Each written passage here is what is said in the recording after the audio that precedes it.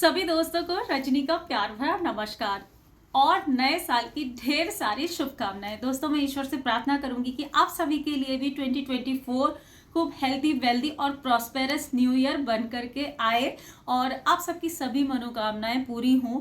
मैंने सुबह का बहुत सारा काम तो निपटा दिया है और अभी मैं जा रही हूँ अपने कुछ खास दोस्तों से मिलने के लिए। आपको भी लेकर के चलूंगी कहाँ जा रही हूँ। और सभी लोग जा रहे हैं। सुबह का पहला काम नए साल का एक बहुत ही अच्छा काम होना चाहिए जिससे कि पूरा साल बहुत अच्छे से बीते। तो कहाँ जा रही हूँ, चलिए आप भी चलिए। तो हम सब जा रहे हैं अपने घर के पास वाले मंदिर में ही। नए साल का पहला दिन है तो मंदिर जाना तो बनता है। और वैसे भी मैं भगवान को भगवान की तरह ही ना समझ करके अपना सबसे अच्छा दोस्त समझती हूँ। और हमेशा मुझे ऐसा लगता है, मैं कुछ भी करती हूँ, कैसा भी काम क्यों ना कर रही हूँ, मुझे हमेशा ऐसा लगता है कि कोई देखे ना देखे, कोई अप्रिशिएट करे ना करे, कोई मेरी गलतियों को नोटिस करे ना करे, मेरे ईश्वर हमेशा नोटिस करते हैं कि हाँ वो देख रहे हैं। इसलिए कोई भी गलती अगर गलती से होती है तो वो अलग चीज़ है, लेकिन कुछ भी अपनी तरह से अपनी तरफ से मैं गलत ना करूं, ऐसा मैं कोशिश करती हूँ।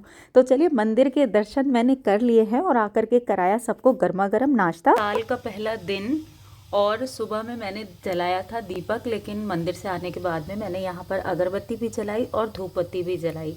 रसोई हमारी अन्नपूर्णा माँ का स्थान होता है, इसलिए मैं यहाँ पर ना धूप तो डेली ही जलाती हूँ, लेकिन आज नए साल का पहला दिन है इसलिए मैंने यहाँ पर दीपक के साथ साथ ये जलाया है, अगरबत्ती भी और धूप बत्ती भी। वैसे मैं कभी दीपक जला देती हूँ, कभी धूप जला देती हूँ, तो इस तरीके से करती हूँ। नाश्ता सबको करा चुकी हूँ। अब लास्ट में अब बन रहा है मेरा ब्रेकफास्ट। ये मेथी का पराठा है, मक्की और मेथी वाला, साथ में ये चटनी है, इसके अलावा ये थोड़ी सी मलाई है, मुझे मलाई बहुत पसंद है, और ये है आम की चटनी।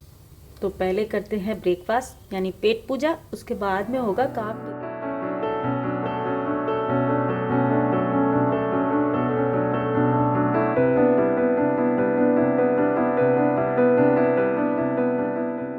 बैल्कनी में खिले सुंदर सुंदर से फूल देख करके मन खुश हो जाता है। और खुश मन से आज मैं बना रही हूँ एक बहुत ही बढ़िया वाली चटनी, जो कि अन्वेषा को बहुत पसंद है।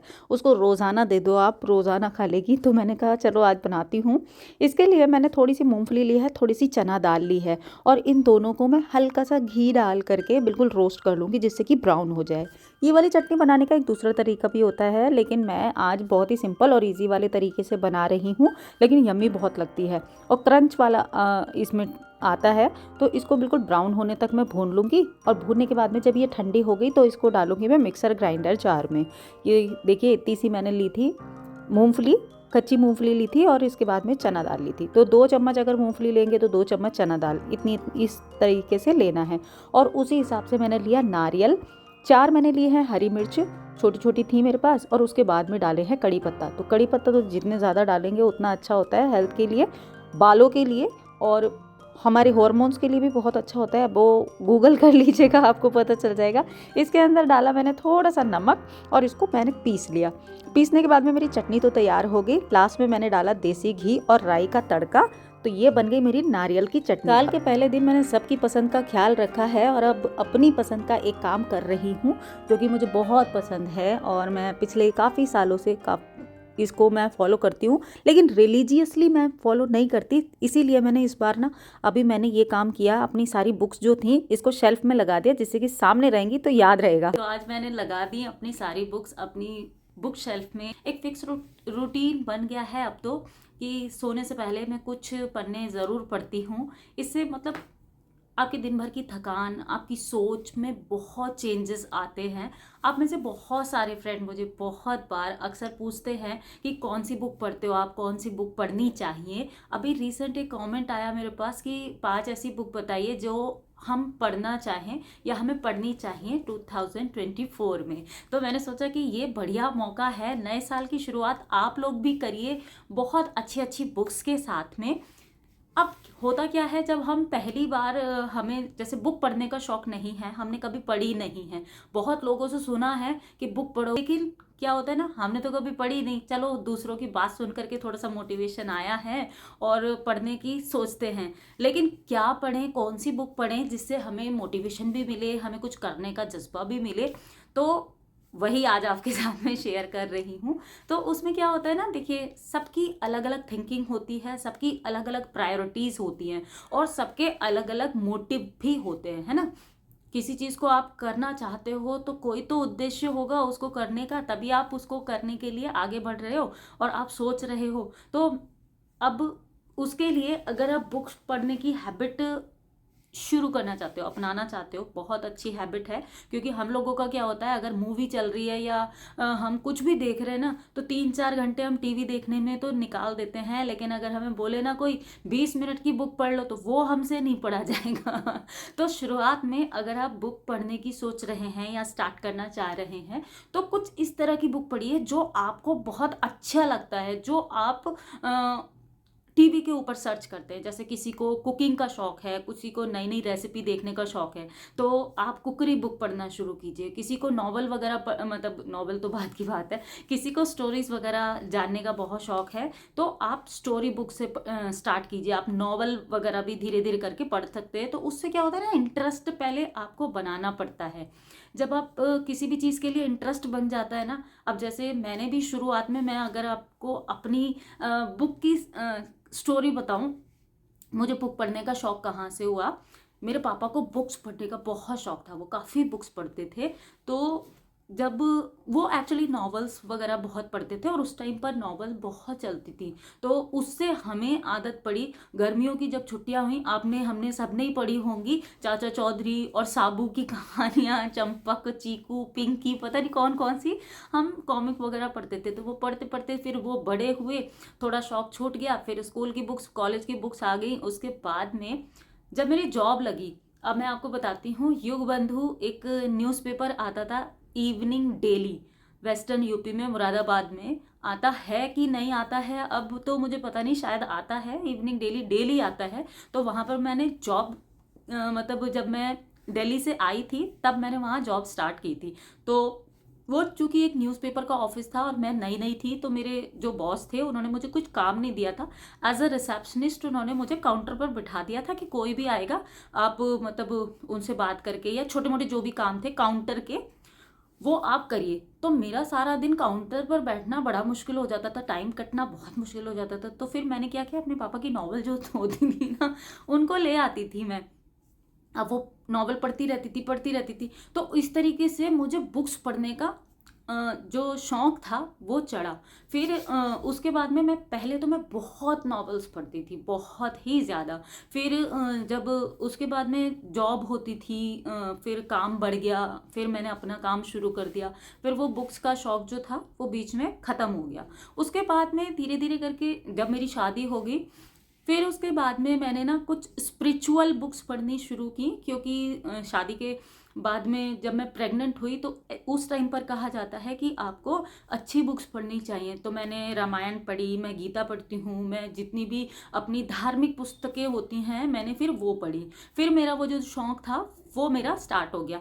हालांकि पहली, दूसरी, तीसरी बार आपको, अगर आप बिगनर हैं या आपने कभी नहीं पढ़ा ना, तो आपको बहुत दिक्कत आने वाली, आधी चीज़ें तो समझ में ही नहीं आएंगी। मेरे साथ में ऐसा हुआ है, हो सकता है आप सबके साथ में ना हो।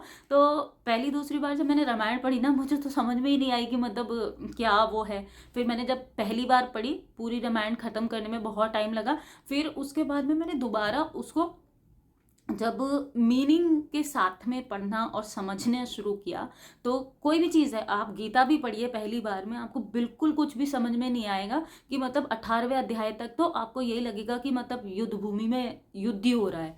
लेकिन धीरे धीरे करके आप जब पढ़ेंगे, समझेंगे, तो आपको उसका मतलब समझ में आएगा। आपको जीवन का अर्थ, बहुत सारे आपके पर्सनल क्वेश्चंस के आंसर आपको उसमें मिलेंगे। ऐसा मेरे साथ हुआ है, इसलिए आपको कह रही हूँ। तो इस तरीके से आप अपनी बुक्स पढ़ सकते हैं।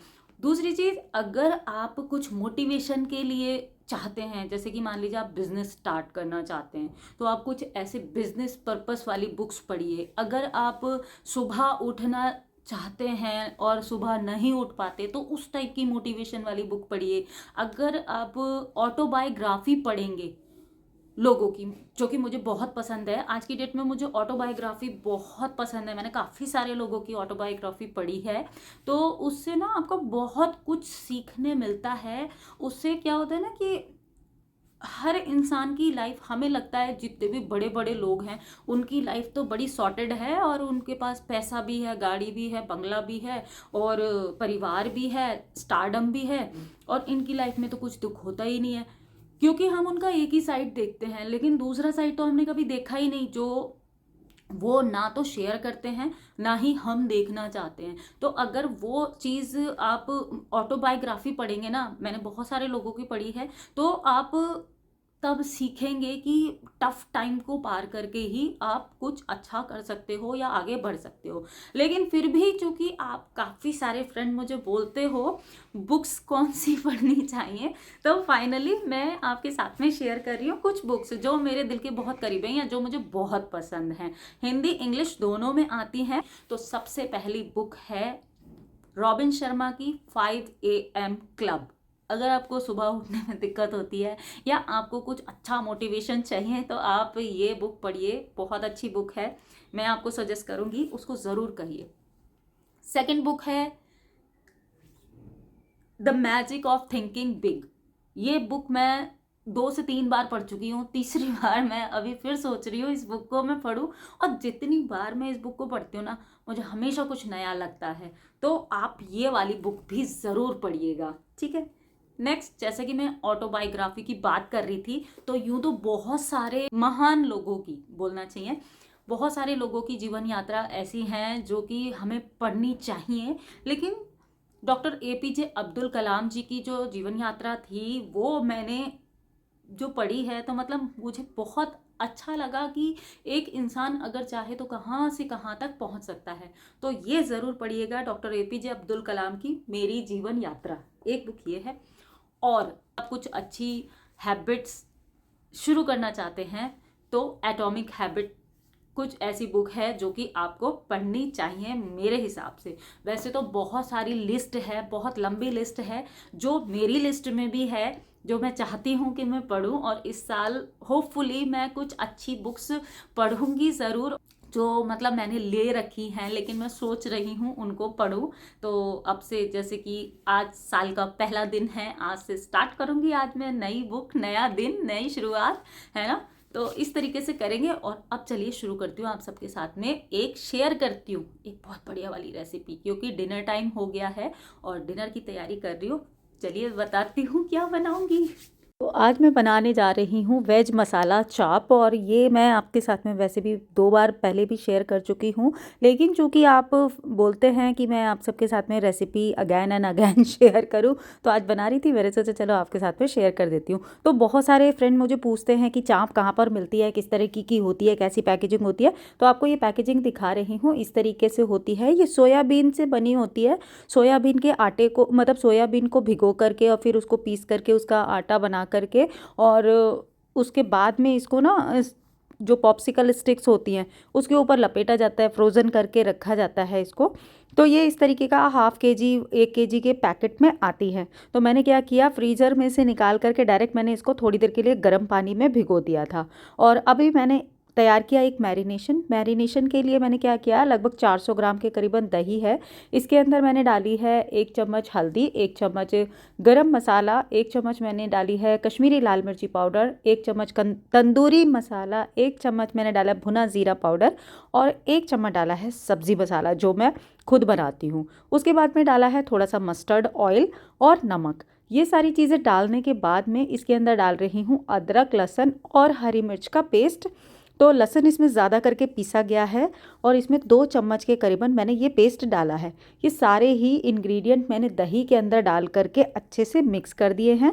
अब डालूंगी इसके अंदर थोड़ी सी मैंने भून लिया था इस कसूरी मेथी को थोड़ा सा भून करके, मतलब तवे के ऊपर हल्का सा भून करके और इसे क्रश करके हाथों से फिर मैंने डाला है।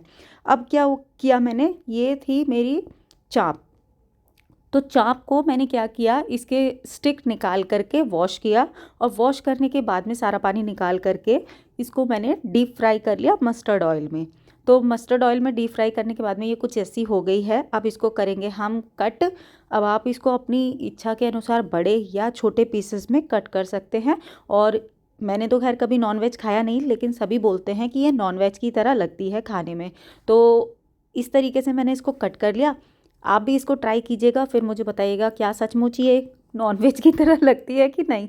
तो जो हमने बैटर बनाया था ना, उसी बैटर में मैंने इसको मैरिनेट कर दिया है और रख दूँगी लगभग आधा घंटा के लिए फ्रीज़ में। तो जितना ज़्यादा अगर आप इसको रखेंगे ना, उतना ज़्यादा अच्छी बनेगी। अब इसके बाद में इसको हम तड़का दे रहे हैं। उसके लिए स्टार फ्लावर लिया है, लौंग, इलायची, ज़ीरा और तेज़पत्ता। इसी बचे हुए मस्टर्ड ऑयल के अंदर मैं इसको क्रैकल करूँगी। इसके बाद में 3 मीडियम साइज़ की अनियन मैंने बारीक चॉप कर ली, उनको डाला है, बिल्कुल अच्छे से भूना है। उसके बाद में 4 मीडियम टमाटर मैंने लिए हैं, उसकी प्यूरी बना ली, उसको डाल करके अच्छे से भूनूंगी। और जल्दी भूनने के लिए आप इसके अंदर वो भी डाल सकते हैं नमक, जिससे कि वो जल्दी भुन जाए। और ये अदरक लहसुन का पेस्ट जो था वो 1 चम्मच डाल दिया है।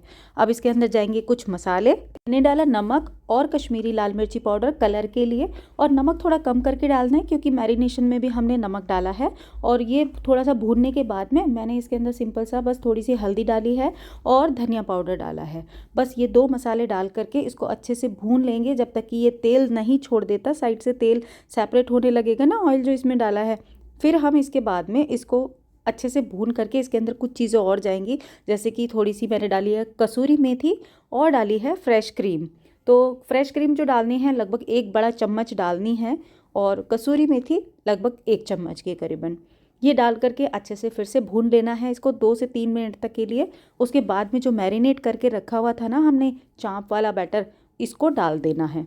थोड़ा सा पानी डालना है जितनी ग्रेवी रखनी है, और ये थोड़ी सी पकानी है, लेकिन मीडियम फ्लेम पर पकाना है। और लगभग 5 मिनट तक लगातार चलाते रहेंगे जिससे कि दही फट ना जाए। वैसे फटेगा नहीं क्योंकि हमने इसको पहले ही मैरिनेट वगैरह कर दिया था और अच्छे से मैश कर रखा था, मतलब फेंट लिया था हमने दही को, तो इस करके ये फटेगा नहीं। लेकिन फिर भी 5 मिनट तक चलाते रहेंगे और एक बॉईल आ जाएगा, उसके बाद में हम फ्लेम को कर देंगे बंद। अब आप देखेंगे कि मतलब जब ये तेल जो है इसके ऊपर का जो ऑयल है वो बिल्कुल सेपरेट होने लगेगा, तब आपको फ्लेम को बंद करना है। करके तैयार हो गई है। कितनी रिच, कितनी क्रीमी, कितनी गाढ़ी बनी है ना। इसको आप पूरी पराठा, नान या फिर चपाती के साथ में सर्व करें, बहुत ही अच्छी लगेगी। तो दोस्तों आज का वीडियो इतना ही था। उम्मीद करती हूँ आपको पसंद आया होगा। कुछ भी पसंद आया तो लाइक ज़रूर कीजिएगा। मैं आपसे जल्दी मिलूंगी एक नए और इंटरेस्टिंग वीडियो में। Till then be happy, be active. अपना ख्याल रखिए और मस्त रहिए। Bye bye.